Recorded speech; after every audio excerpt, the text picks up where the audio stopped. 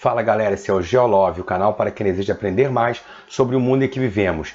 E o tema dessa aula é a industrialização brasileira na sua fase 3. Você vai aprender a importância de Juscelino Kubitschek e da ditadura militar para a industrialização do Brasil. Se você ainda não sabe sobre esse assunto, fique aí e assista o episódio.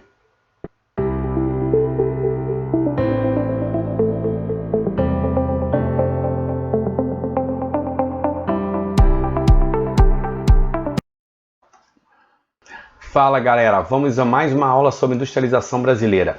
E nessa aula vamos falar da terceira fase, uma fase super importante também, para a gente entender como que o nosso país se industrializou, ok? Então vamos lá.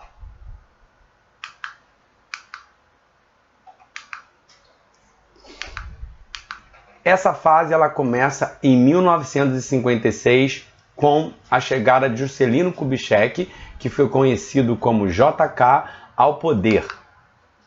Então, essa fase que começa em 56 e vai até 1990 é a fase de maior crescimento da economia e da indústria no Brasil. Ela compreende dois momentos super importantes e que, embora diferentes, apresentem algumas semelhanças. Por isso que nós colocamos como a terceira fase, porque embora em termos políticos nós temos muita diferença dentro desse período, grandes acontecimentos chegaram ao país, impactaram a nossa sociedade nesse período, só que, economicamente falando, a industrialização brasileira, no período de Juscelino, no período do governo militar, da ditadura militar, foi muito parecido. Eles fizeram ou tiveram ações semelhantes para desenvolver e para promover o processo de industrialização do Brasil. Esse modelo que foi adotado durante o período de Juscelino Kubitschek e dos militares ficou conhecido como nacional desenvolvimentismo, tá? O modelo de Vargas, ele era um modelo mais nacionalista. É importante a gente diferenciar para poder entender o que foi cada um desses modelos. O modelo de Vargas, ele foi mais nacionalista. Ele era um modelo com menos participação do capital internacional. Vargas, ele utilizou principalmente as divisas das exportações de produtos agropecuários para poder promover a industrialização brasileira. Só que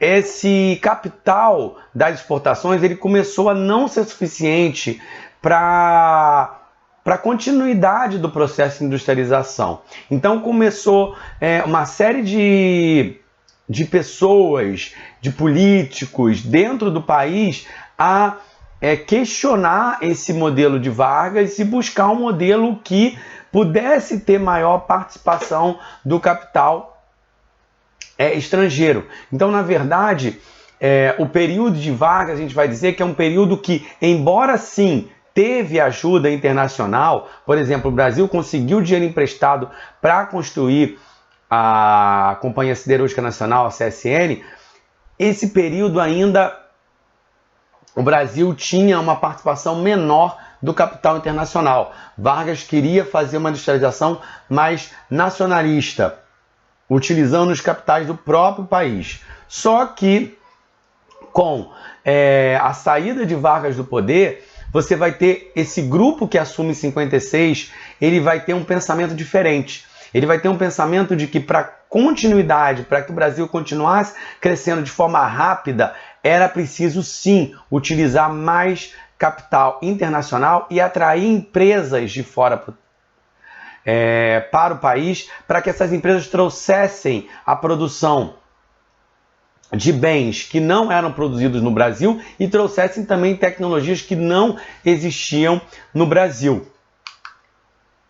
Então você vai ter, como eu estava dizendo, um processo de internacionalização da economia. Você vai ter o Brasil recebendo empresas multinacionais e pegando dinheiro emprestado, pegando empréstimos no exterior para dar continuidade ao processo de industrialização. Vamos lá.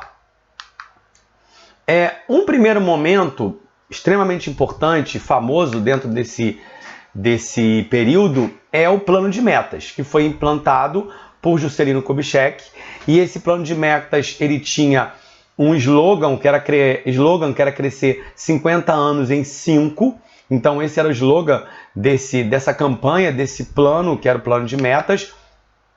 Ele era um programa de investimentos do Estado para alguns setores da economia, principalmente para os setores de energia e transporte. De todo o montante que foi investido no plano de metas, 75% foram destinados aos setores de energia e de transporte do Brasil. Então, a base desse plano era aumentar a infraestrutura do país.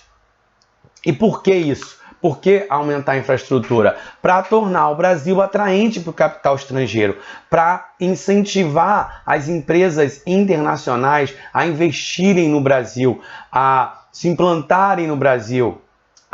Então era importante essa infraestrutura para que o Brasil tivesse condições de receber essas indústrias. E também você vai ter nesse período, esse dinheiro que o Brasil vai contrair também vai ser importante para construir a nova capital do país, que era o Rio de Janeiro, e aí vai ser construída a nova capital do país por Juscelino Kubitschek, no governo dele, inaugurada no governo dele, que é a construção de Brasília. Quais foram as indústrias que foram atraídas para o país nesse período de Juscelino? As automobilísticas. Inicialmente 3 indústrias vão chegar no país nesse período de Juscelino, que é a Ford, a Volks e a General Motors, que aqui no Brasil se chama Chevrolet, e as indústrias de eletrodomésticos, geladeiras, fogões, televisão. Essas empresas também vão começar a ser implantadas no Brasil e desenvolver o setor de bens de consumo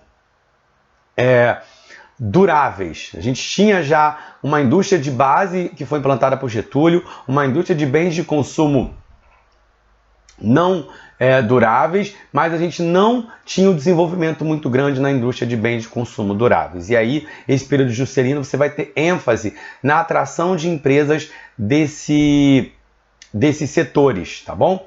Então vamos lá. Continuando aqui. Esse plano de metas ele resultou num grande crescimento da economia. A economia brasileira cresceu muito nesse período, mas você também teve um grande aumento da inflação. Por quê? Porque o Brasil começou a crescer demais, houve um aumento do consumo e aí começou também a haver um aumento generalizado dos preços. Então houve um aumento inflacionário e também houve um aumento da dívida externa brasileira, já que você pegou muito dinheiro emprestado para promover os investimentos em infraestrutura, que foram os principais investimentos realizados pelo Estado nesse período. Outra coisa importante desse período é que houve uma opção pelo transporte rodoviário, inclusive porque o Brasil estava incentivando a vinda de indústrias automobilísticas, então houve uma opção pela construção de estradas. O Brasil praticamente aí abandonou o transporte ferroviário, embora sendo um país gigante, continental, onde o transporte ferroviário é super importante para interligar e para baratear os custos de transporte. O Brasil preferiu, para poder incentivar o desenvolvimento do setor de automóveis e caminhões, preferiu investir no transporte rodoviário. E até hoje isso ele impacta o nosso país. Nós vimos recentemente, há uns anos atrás, a greve dos caminhoneiros, como que isso impactou o país, porque o Brasil depende, em sua grande maioria, do transporte rodoviário. Uma outra coisa que ocorreu com o plano de metas é que os investimentos de infraestrutura, de energia, a implantação das fábricas foram feitos basicamente na região sudeste do Brasil. Então houve um grande crescimento econômico do sudeste, houve um aumento da riqueza no sudeste e houve meio que largou um pouco de mão as outras regiões para se concentrar na região sudeste, na questão dos investimentos. Isso causou o quê? Um aumento das migrações internas em direção ao Rio de Janeiro e São Paulo, porque estavam crescendo, porque estava gerando empregos, principalmente em São Paulo. Então você vai ter milhões e milhões de pessoas que vão se deslocar das outras regiões, principalmente para a capital do estado de São Paulo, mas também para outras cidades como o Rio de Janeiro. E também você vai ter um aumento das desigualdades regionais. Você vai ter também um aumento da disparidade de riqueza entre as regiões, já que o Sudeste recebeu a maior parte dos investimentos da industrialização do Brasil nesse período. Então você vai ter uma concentração desse crescimento industrial na região sudeste que vai ter essas consequências. Aumento das migrações para as metrópoles, Rio e São Paulo, e é importante frisar, Belo Horizonte também vai ter um crescimento muito grande nesse período, e você também vai ter um aumento das desigualdades de riqueza entre as regiões. Esse aumento das migrações para as metrópoles do sudeste vai causar também um problema ou vários problemas de inchaço urbano, problemas de favelização, aumento de engarrafamentos que vai ocorrer devido a esse excesso de população que vai acontecer nesse período. O segundo momento muito importante desse período ocorre entre 1968 e 1973, no período da ditadura militar.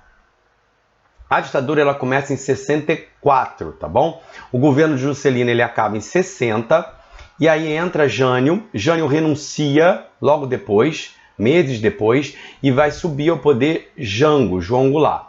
Esse período de João Goulart ele vai ser marcado por uma grande crise econômica e por muita turbulência política que vai culminar com o golpe de 64. Os militares eles vão implantar uma série de ações na economia que vão resultar nesse grande crescimento econômico que vai ocorrer entre 68 e 73 e vai ser chamado de milagre econômico. Nesse período, a economia brasileira vai crescer em torno de 10% ao ano. E quais foram os fatores que contribuíram para o crescimento da economia brasileira nesse período?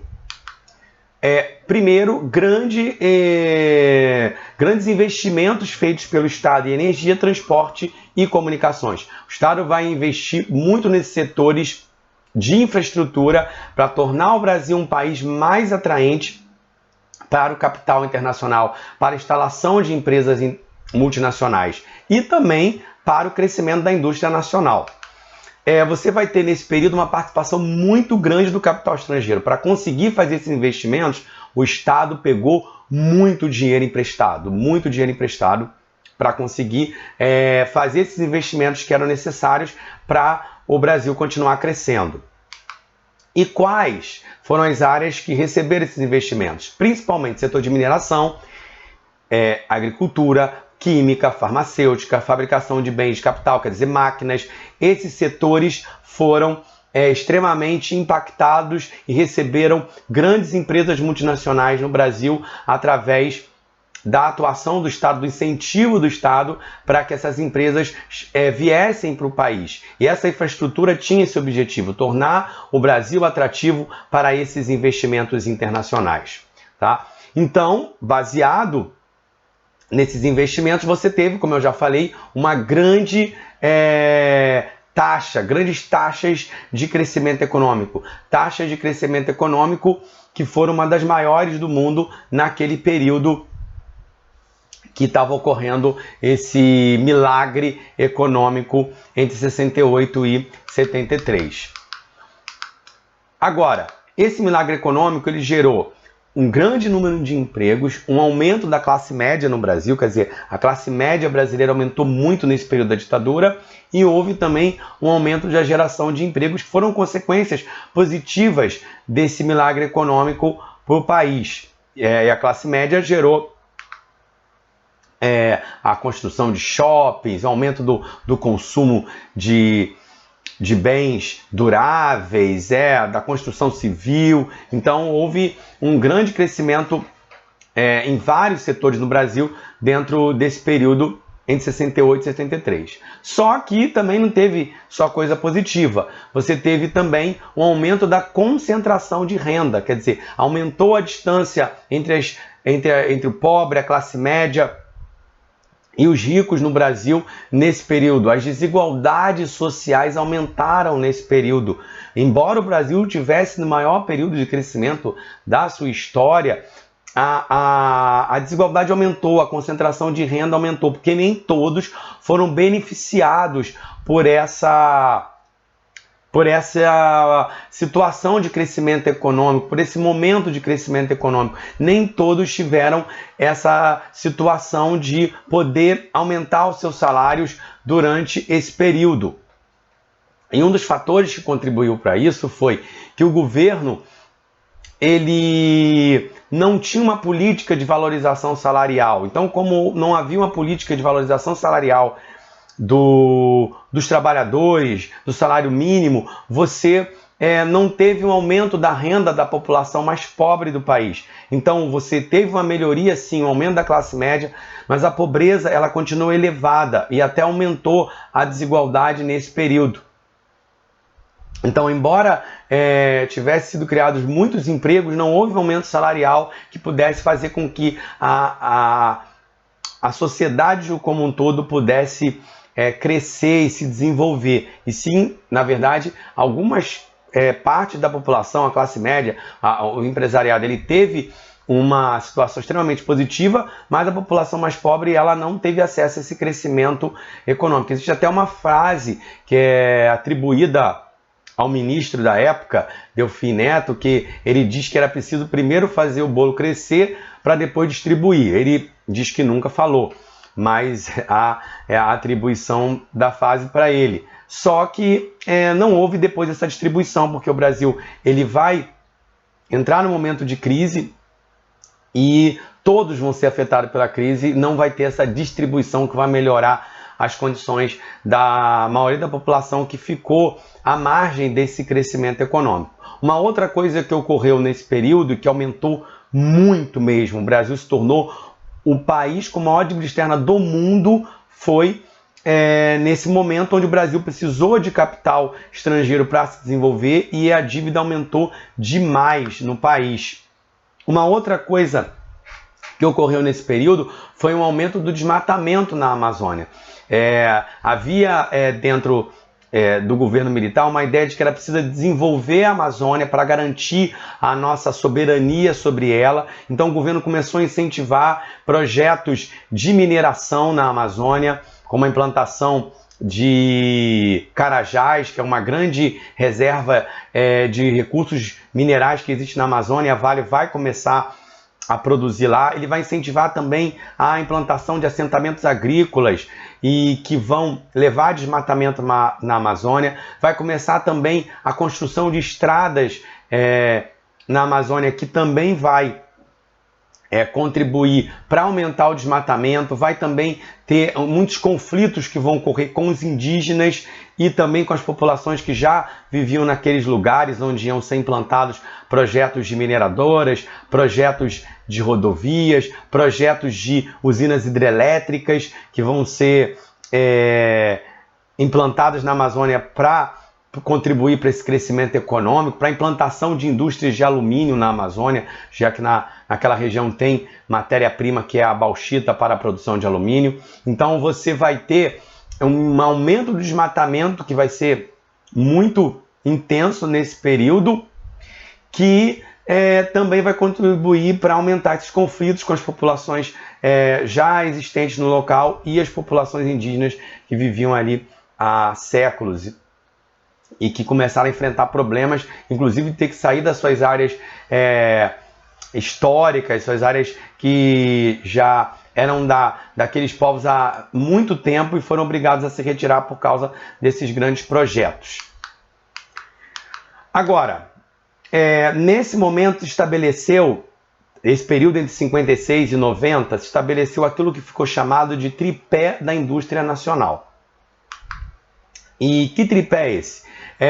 Que a maior parte das indústrias de bens de consumo não duráveis pertenciam a empresários brasileiros, empresas nacionais. Os bens de consumo não duráveis e semiduráveis, a maior parte das indústrias eram de indústrias nacionais, de capital privado nacional. Já as indústrias de bens de consumo duráveis predominava o capital estrangeiro. Bens de consumo duráveis, também bens de capital, as indústrias de máquinas, predominava o capital estrangeiro.